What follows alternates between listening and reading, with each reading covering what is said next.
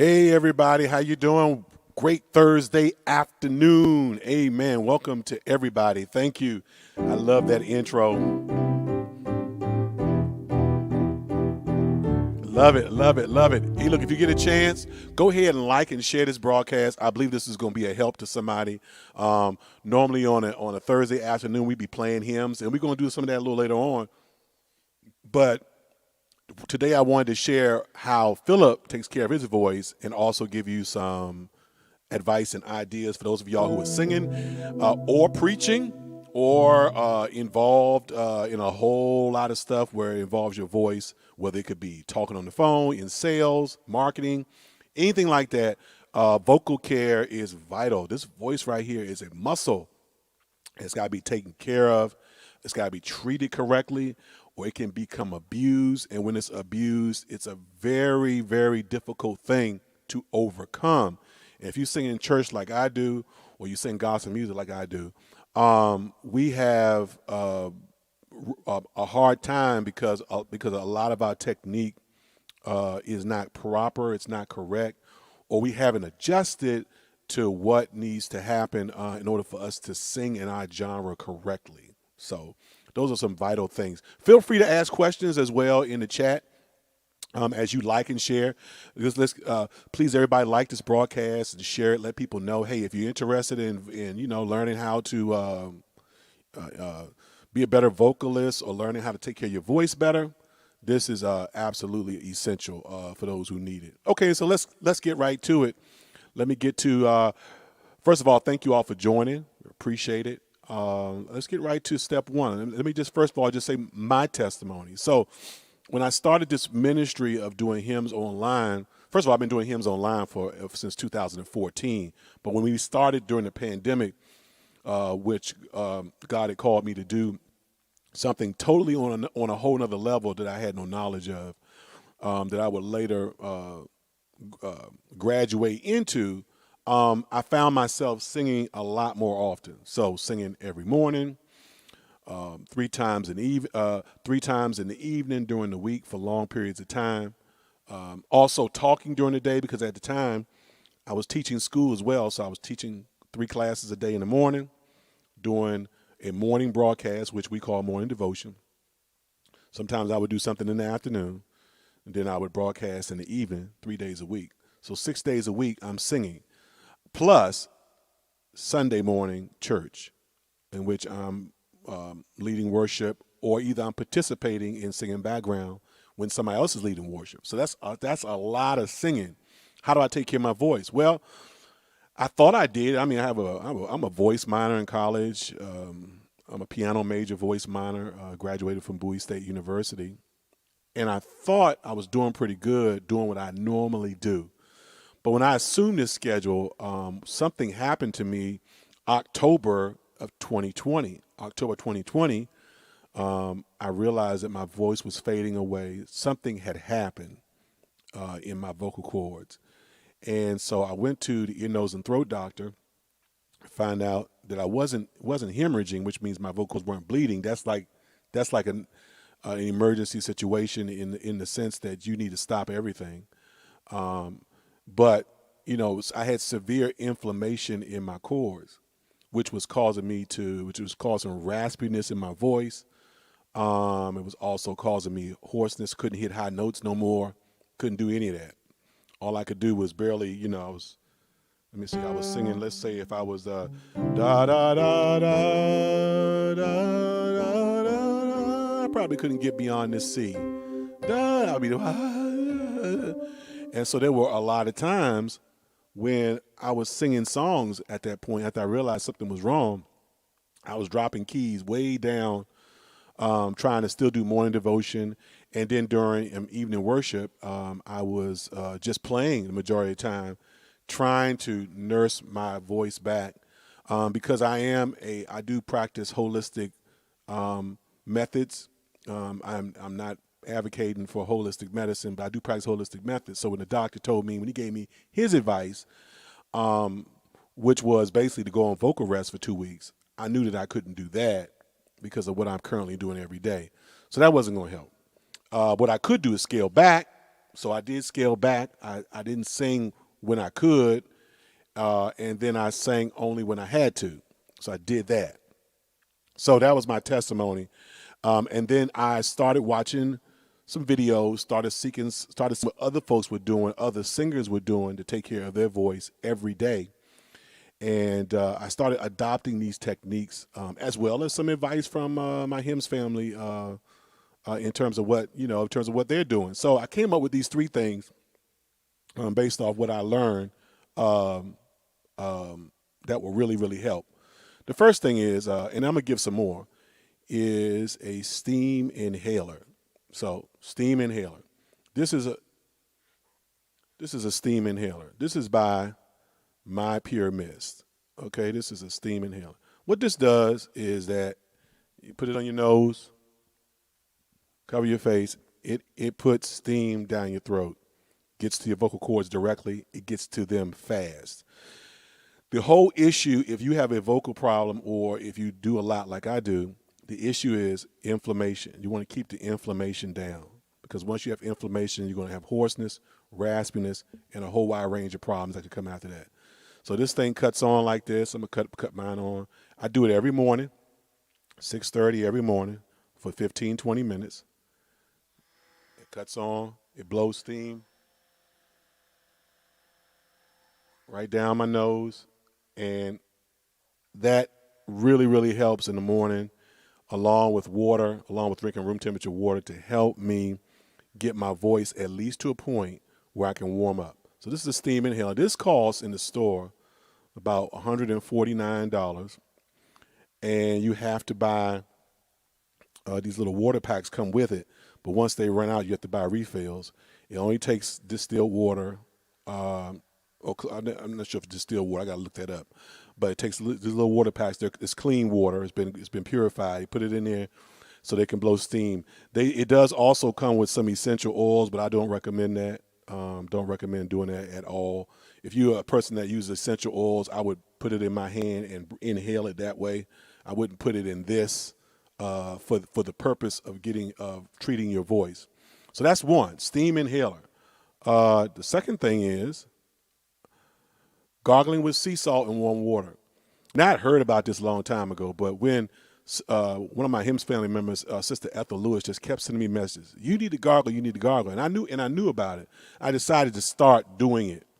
So when you gargle with sea salt and warm water, that's a direct effect on your throat as well. Because when you drink regular water, it has to go down, then the effects of it comes up. But when you gargle with sea salt and warm water, and you gargle, it hits directly your vocal cords. It helps to drive down that inflammation. I have since added an additional ingredient, which is turmeric. So I take turmeric powder, put it in the water with sea salt, and I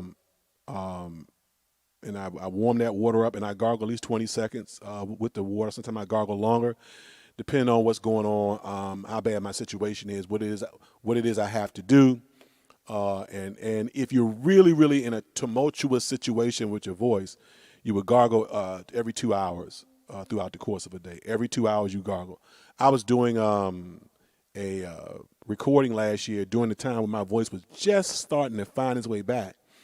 And I did a recording, and I gargled every 2 hours. Every 2 hours, I don't care where I was, I stopped. I carried a jar with me that kept the water warm, and I gargled every 2 hours to keep my voice from getting inflamed more than it already was. So gargle with sea salt and water. Next thing is bromelain. Bromelain is a herbal substance, and bromelain is basically just herbal pineapple. It's a pineapple supplement. It's pineapple enzymes broken up into it's in a tablet, and so I take bromelain once a day, sometimes twice a day. Helps keep the inflammation down. Or you can just eat pineapple. But you need to eat. You can eat pineapple. That really helps you. Bromelain has other uses as well. I would look it up. It's spelled, well, you got it right there on the screen. But I look it up, look at all the uses, and if you're going to take bromelain for your voice, you need to do it on an empty stomach. And the directions on the bottle will say take it with food, but that's if you are taking it for digestion. If you're taking it for your voice, take it on an empty stomach to get the full brunt of bromelain substance. Bromelain, not bromelain, bromelain. Okay, those are your three things: bromelain, gargle with salt water, and a steam inhaler. If you do that every day, along with this, rest, which I am very guilty of not getting enough of, that will really, really help you optimize your voice, whether you're singing, preaching, talking every day. Rest is absolutely important. How much rest really just depends on what your body needs to do what it needs to do. Listen to your body, listen to your chords, be honest about what you can do. Here's another thing I had to do. I had to adjust my singing techniques. So I don't sing as hard as I used to. At least, let me put it this way. I don't sing as hard as I used to, as hard and as often as I used to. So I still sing with some force when I need to, but I don't do it that often. I only do it when I have to do a recording, or if I'm trying to emphasize something in a song and it needs that grittiness that I need to put in there, or I just bring somebody else in to do it. But so I adjusted my singing technique. So, I went to school, and I know about singing from your diaphragm, using proper technique. As a gospel singer, we don't always do that. But I do a lot more of that now, adjust my breathing. Of course, I've been exercising, so you want to keep your exercising up to keep your airflow correctly. I also suffer from sleep apnea, so wearing a CPAP machine at night also helps to open up that airway in my body. Okay, so adjust your singing technique. Look that up if you need to. Here's the last thing. Know your keys. Okay, you know your voice. You know, there are days when you can do a lot. There are days when you're not so hot. That's my rhyme for today. There are days when you can do a lot, and there are days when you're not so hot. So when you're not so hot, you need to drop your keys, okay? You need to know how to drop your keys so that you can sing within the range that you have for that day, okay? You need to know your keys. You need to know how to adjust when things are not right so you won't push your voice into a place that will cause you further damage, okay? There are other tips and other techniques, like you want to warm up, and there's plenty of ways to warm up. Everybody has different opinions. I do a lot of this in the morning, just a very gentle way of warming up. And then I'll go into some slight vocal exercises as well. I practice heavy breathing, all those things to kind of get my body ready to sing. I'm not always optimal because of other things that go on that sometimes decreases my warm up time. But I do try to do those three things along with rest every day. So go ahead and if you have any questions, I'll take some questions real quickly. I just wanted to just do something different today. Let y'all know, what do I do every day to get myself together? And then not just in the morning, but if I'm shooting videos for church or for a Sunday night hymn praise or whatever, that's extra stuff I have to do along with making the music, extra vocal work. And I'm doing all of the background vocals and the lead, doing every background vocal and the lead. So it's very, very taxing. So I see somebody say you use turmeric in your omelets. That's great. That's great. Turmeric is great for inflammation. If you're going to use it for your voice, though, you need to try to see if you can gargle with it. Yeah. Tea, lemon, and honey. Yeah, it's Miss Harris. Long term, yes. And if you have mucus in your body or in your throat, tea, lemon, and honey is great. But it gets rid of mucus. It doesn't necessarily improve anything right away. If you do honey by itself, which if you're diabetic, that's not a good idea. But if you do honey by itself, it can coat that throat. But you would need to take a teaspoon of honey, swallow it, and then, and give it time to do what it needs to do. The techniques that I gave you are right now. Like if you got to sing in an hour, this is what you do. This doesn't take, you don't need this the rest of the day. You do right now, inhaler, bromelain, and gargle, especially gargling. It's a right now remedy. I do it every day, 5 days a week. I don't do it on Sunday, but 5 days a week. Any questions? Any other questions? Hydration is important. Absolutely, Miss Williams. Hydration is absolutely important. And please don't drink cold water. Cold water is absolute no-no. It freezes. Your voice has to be two things, wet and warm. Don't do anything cold. It not only freezes your vocal cords, but it shocks your body.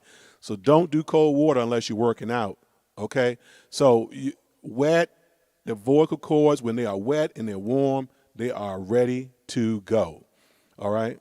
I could tell you a whole lot more about hydration and all of that, but I wanted to be simple. Ms. Prowse, you put no dairy. There's a reason. The why of no dairy is because of mucus. You don't want mucus in your throat when you're trying to sing. You don't want mucus in your vote. I don't do no coffee. No, coffee is not good. Yeah. Tea is good, but the real benefit in tea, unless you're doing some kind of herbal tea, is the warm water. The voice has to be wet and warm. So you can buy all kinds of teas, but but the water has some of the greatest effects. I drink tea every morning. But in my teas I put I have a strainer, so I put eucalyptus leaf in that tea. I put peppermint, and I put ginger. If you love ginger and peppermint, and if you have ingestible oils, then you can put a drop of that in your tea, drop of peppermint, drop of ginger, and then if you have eucalyptus leaf, the grounded version, the kind that you can strain, you put that in there as well. All those things worked. Will those remedies work after you've talked a day and are tired? Miss Tate, yes, they will. I didn't get a lot of sleep last night, and I do it every morning. Yes, it does work, but rest is going to give you optimal vocal health. Cinnamon and honey tea is also good for upper rest. Yeah. All those things are great.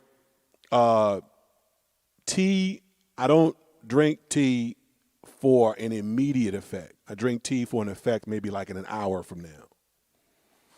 For an immediate effect, it's not going to give you what you need, but down the road it will. Sea salt, turmeric, water ratio. So a teaspoon of turmeric, a teaspoon or a tablespoon of sea salt is up to you on that. And put it in the water, mix it together, some warm water, gargle. Is ginger spicy? I guess to some it may be, yeah. Sometimes when I was at my worst, I used to eat ginger, buy raw ginger and just eat it throughout the day. I was doing broadcasts. My wife said, your tongue is orange. It's because I was eating so much ginger trying to keep the inflammation down. Yeah. Ginger is optimal, is excellent. I mean, if you got some ginger powder you can throw in your warm water gargle, that'll help you too. Yeah. Anybody else? Any other questions? Thank you, Miss Wyatt. Hot stuff. Thank you, Miss Allison Frazier Hayden. Thank you. Tips on singing falsetto. Well, maybe that may be another broadcast, Sanophia. I just want to deal with the voice. That's a singing technique there. Anything else dealing with this voice, vocal health? Maybe the next broadcast I'll bring on an actual ear, nose, and throat doctor, and they can get even more technical with you. Anybody else? I hope that this has helped. The three things again is steam inhaler. That's what I get. That's what I purchased. Bromelain, anti-inflammatory supplement, or you can eat pineapple. And then there's gargling with sea salt and salt water, and then you can add what you want to add to that, but only add those things that are anti-inflammatory that will help in that effort. When you sing, my issue is getting enough air in, coughing. Yeah, Ms. Smith, you may want to make sure that there isn't anything wrong with your airflow.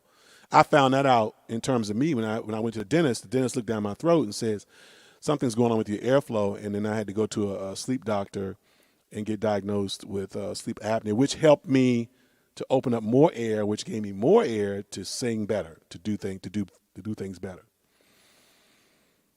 All right, everybody. Well, God bless you, and I hope this helped, and I'll be back soon. We're going to have a good time. All right? Take care, everybody. Bye-bye.